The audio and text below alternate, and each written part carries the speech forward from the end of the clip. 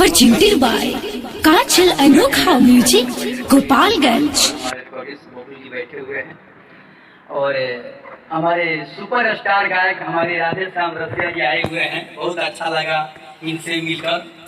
और हमारे झुनझुन बाबा जो मोतिहारी से आए हैं ना, बेतिया जिला से आए हैं झुनझुन बाबा। बहुत सुंदर एक सेट सॉन्ग नहीं है, लव सॉन्ग है। लव सॉन्ग बहुत सुंदर लेकर आए हैं। इनका जो राइटर है भोला जी, ये भोला जी। और एक छोटा सा बच्चा है, क्या नाम है तुम्हारा बाबू?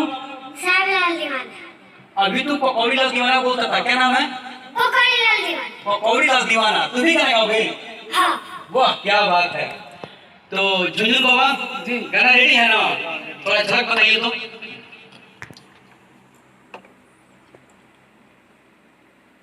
बाबा से पहले भैया से तेरे आशीर्वाद ले लो बढ़िया है। नाक के नथिया कान के बाली हर बिछिया लई हो न गाऊ।